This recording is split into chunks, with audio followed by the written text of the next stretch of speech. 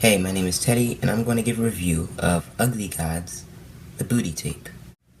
The Booty Tape is Ugly God's first organized project. He's been having a lot of buzz around his name recently for releasing his projects on platforms like SoundCloud, where he would release these singles one at a time. These singles would go viral in essence. He's released one music video, I think. This is his first organized project. It's a mixtape. I'm really into cover art, so I'm just going to talk about things I noticed about the cover art a little bit.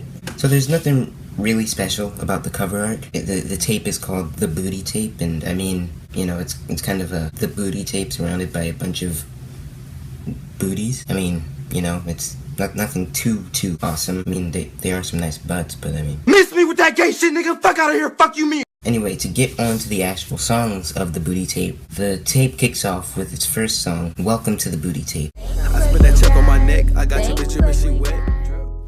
My sort of thing about this song is that the song it starts off with what sounds like almost a reaction YouTuber's mom, and she's going in on Ugly God, saying things she doesn't like him, music's trash. She says things like he's not attractive, he's singing pornographic, and Ugly God, from this sort of clip of the mom roasting his life up, goes into this sort of addressing haters verse where he talks about, yeah, I'm ugly, yeah, I'm broke, yeah, I sing weird stuff, but I'm still Ugly God, and I still got your bitch in my pocket. If I had to put a theme on this mixtape, I'd say the central theme is Ugly God saying, yeah, I'm ugly, yeah, I'm broke, but I'm still Ugly God. Throughout the song, Welcome to the Booty Tape, I'd say the whole entire tone is probably confrontational, if I had to put a word on it. He's sort of using that clip of the reaction channel's video as sort of a pedestal for him to start addressing his haters, or the things who say things about him, and sort of take his shit all over them, if that makes any sense. The next song on the mixtape is my personal favorite, Stop Smoking Blacks and Milds. Bitch, your house got roaches, I ain't going, bitch, I can't. Nope. Last time we spoke, I smelled your breath and made me faint. Where I'm not really sure what the point of this song is, but where he's basically going the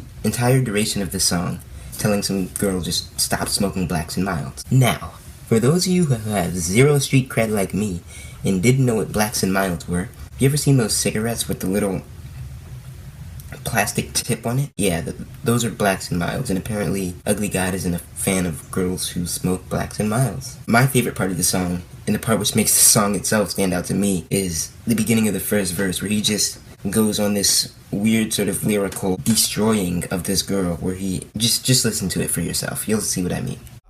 Black and miles with your country ass. You got shit around your mouth with your crusty ass. You need to go and take a bath with your mustache.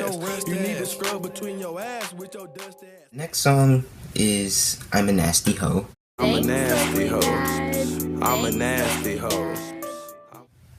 Where it has a signature Ugly God sort of beat, where it has a light synthesizer in the background that comes in with some light drums and a somewhat heavy 808, but the full collective beat kind of light. It's sort of a I stole your bitch / ironically roasting himself type song, where he says things. Oh, my favorite part were the lines where he says things like, I toss your girl's booty like a salad. And honestly, in my opinion, that's sort of the reason I come to Ugly God, is to hear sort of those goofy but clever but still goofy lyrical lines like I toss your booty like a salad. Again, this is another song where he's sort of going in on himself, saying things like, my hair on point but my clothes stay ratchet, etc, etc. And this is the first song where he comes in with his sort of melodic Ugly God, where he sort of does that thing where he kind of like squeals to a beat. It happens in a lot of his songs. I can't think of one off the top of my head, but just listen. Ugly God, aka nigga too nasty. Come here, baby, put your phone number in my Next song, sort of, now that I think about it, going off of foundation he laid in I'm a Nasty Hoe, is his song I'm Trying to Fuck. Don't give me the wrong message, girl, I'm trying to see what's up. I don't mean to burst your bubble, bitch, but yes, I'm trying to fuck. Which, not much to say about that song. It's exactly what the title says. It has that sort of ambient into aggressive beat style that Ugly God has been signature for. It's basically prototypical Ugly God. Just, yeah. Next song is Fuck Ugly God. Ugly God. What? Fuck Ugly God. What? Fuck Ugly God. What? Fuck Ugly God. Which again goes into this theme of him ironically roasting himself. He's just going in on himself, revealing all this stuff about himself, telling us how he's not that rich. But sort of in the same way, by confirming it, he's almost letting it bounce off of him, showing that if he has enough balls to put it in a track, he doesn't really care what you say. The next song is his only feature on the album, where it features Wiz Khalifa. The song is No Lies. Keep it real, what you doing, where you at? Don't tell me no lies, don't waste my time, how about that? In essence, in the song, him and Wiz Khalifa are saying what he can't have in a girl, and basically he's saying he can't have a girl that lies to him. And I think in this song, there's a portion in this song where he says something about ugly God, underground sensation. I'll have you listen to it, but it sort of demonstrates his weird, funny, but still somewhat talented lyrical ability that I personally like Ugly God for. Be patient, tell the truth, save them lies, goodness gracious.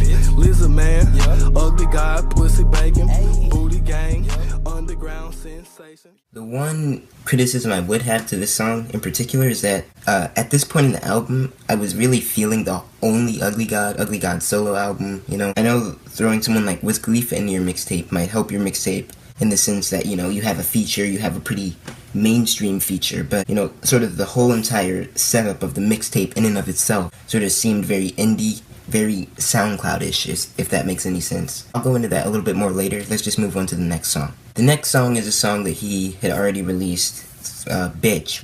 Bitch, bitch, bitch, bitch, bitch, bitch, bitch, bitch, bitch, bitch, bitch. Where I guess it's another one of his braggadocious songs, but again, it's Ugly God, so he never goes in bragging without also roasting himself. And again, he sort of demonstrates throughout the song these weird, funny, somewhat clever, somewhat stupid punchlines that somehow come together to make a decent song. The next song on the mixtape is LDC, which stands for Little Dick Click. Yeah, I'm actually, you know, part of that clique. I wear the same shoes, but these hoes on my dick.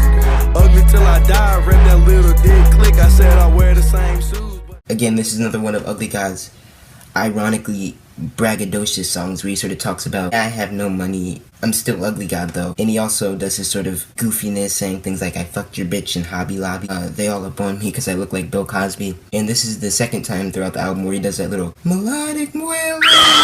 You better stop!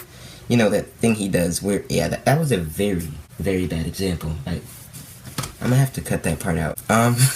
My favorite part of the line was where he talks about he only has $1 in his wallet, but fuck being frugal, he's gonna go buy chocolate. Looked up in my pocket, $1 in my wallet. Fuck saving money, bitch, I'm finna buy some chocolate. But altogether, it was a decent song. I don't understand why he had to throw in Little Dick Click, but he's allowed to get away with stuff like that because he's Ugly God. He can really throw anything into his song, and as long as it's remotely sexual and remotely weird, him being Ugly God can get away with it. Next song on the mixtape is Like a Maverick, which... Hey, I make music from my basement. I done came up and got famous. I'm the go and the replacement. 35K on my bracelet. One of his, you know, light ambient beat songs. But in this song, Like a Maverick is another one of his weird braggadocious songs. More goofy wordplay, comes back onto the idea that he introduced in Welcome to the Booty Tape, where he basically says, you know, I could have been president, etc. Another one of his goofy songs, and sort of just puzzle pieces in well with the rest of his goofy songs on this mixtape. And finally, the last song, sort of the closing song, I feel like he just tagged this on at the end, is Water. We all know it. I drip on your bitch like water. I splash on your bitch with the water. I feel like I'm 21 Savage. I pull up and fuck on your daughter.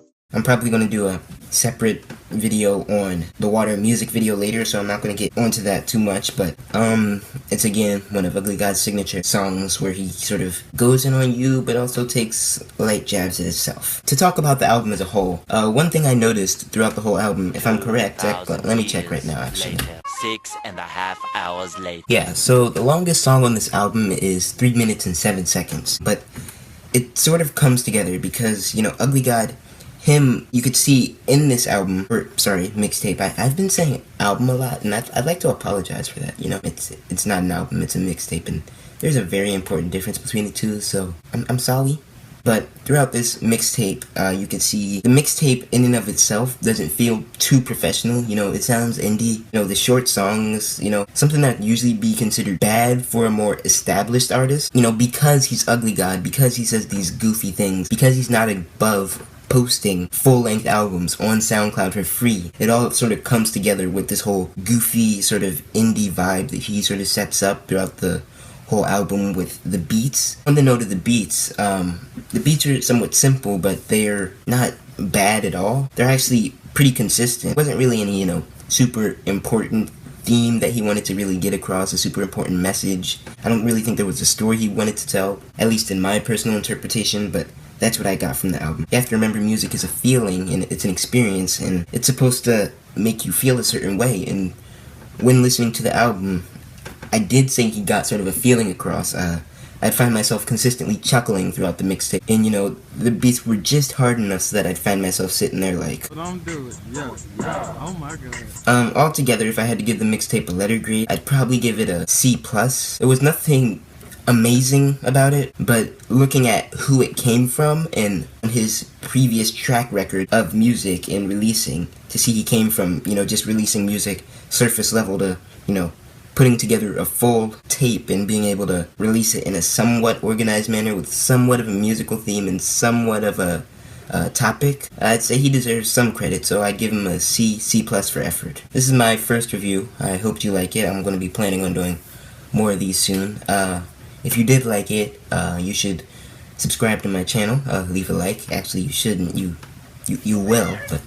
I always am open for a dialogue, a conversation, so if there's anything that you think I missed, anything that you saw that I didn't see, anything that you...